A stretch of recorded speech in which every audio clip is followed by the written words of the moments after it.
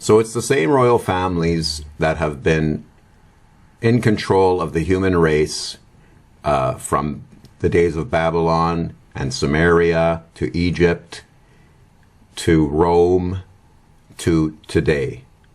And they're the same families, only different ancestors. And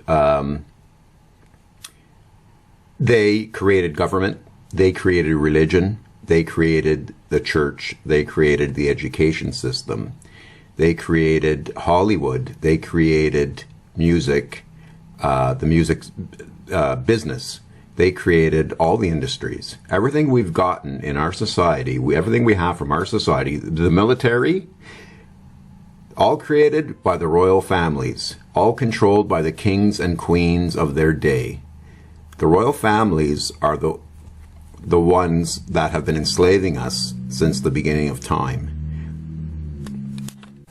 So people ask me, why do these royal families and elite families bother becoming actors and musicians and owning leaders of companies and presidents and politicians? Well, it's because they own all these different organizations. Like, they own the media, they own the music companies, they created Hollywood, they created government, they created education, they created religion.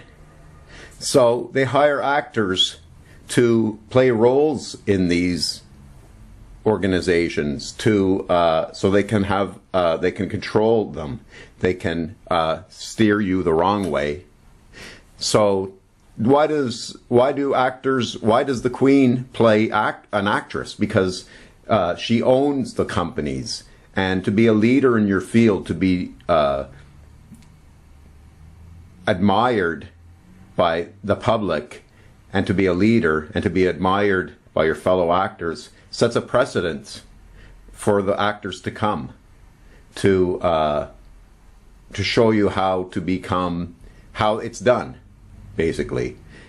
And this way they can control the new actors that come in, and all your celebrities are basically royalty. So the very famous ones are coming from the royal families.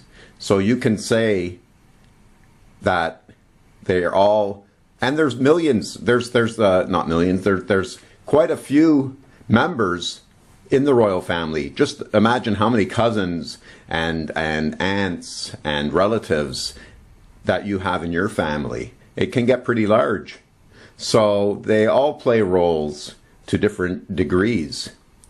And that's why you see them playing different roles, to set a precedence for other actors to come, to keep it in the family. Basically, it's a family business, keeping the money in the family. And they use these different company names and pseudonyms as actresses because they don't want you to know it's them. If you knew it was them, you wouldn't even buy their materials. So take a look at this: the Queen, the Church, and other faiths. As a sovereign, the Queen has important and distinct constitutional relationships with the established churches of England and Scotland, dating back to the 16th and 17th centuries. And that's just the Queen. What about the kings before her? So, as head of the nation and head of the Commonwealth, Her Majesty also recognizes and celebrates other faiths. The sovereign holds the title Defender of the Faith and Supreme Governor of the Church of England. These titles date back to the reign of King Henry VIII, who was initially granted the title Defender of the Faith in 1521 by Pope Leo X. Now let's scrolling down here. On the advice of the Prime Minister, the Queen appoints, see, look at who the Queen appoints. Archbishops, bishops, and deans of the Church of England, who then swear an oath of an allegiance and pay homage to Her Majesty. Church of England deacons and parish priests also swear an oath of allegiance to the sovereign. So, even dating back to Samaria and Babylon, it was the same system. The church is appointed by the royal families. So, thus, we see that the church is indebted to the royal family, And the church created education. So everything you learned in education comes from the church. That's where it all started in the early days. And it just evolved from there, but it's still controlled by the royal families. So when you guys think that you're floating on a ball through space as an accident, well, where does this information come from? It comes from your education system, which is controlled by the church, which is controlled by the royal families. So you still believe in that? So who wrote the Bible? It's the royal families. Look at this. Moses, a former prince. You can never be a former prince. Once you're a prince, you're always a prince. Even if you're dethroned from the crown, from the leadership, you're still a prince. Educated in the Egyptian pharaoh, in the court of the Egyptian pharaoh. Pharaohs are royal families. Leader of the people of Israel.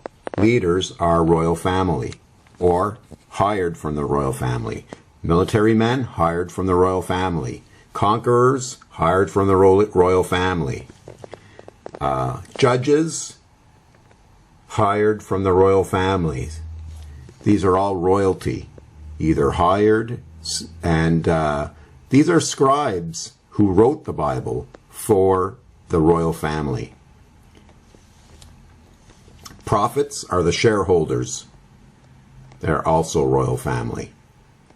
So your Bible, yes, there's a lot of truth in your Bible, but it's also mixed in and it's so coded that you can't even decipher it, because it's not meant for you to decipher. It's meant for the royal families to understand it, not for you to understand it. Now take a look at this. King David, royalty. Let's look at some of the passages in the Bible. Psalm 144:1 of David, King David. Blessed be the Lord, my rock, who trains my hands for war and my fingers for battle. So, does this sound like a loving God who trains my hands for war and my fingers for battle? He wants you to go to war. No.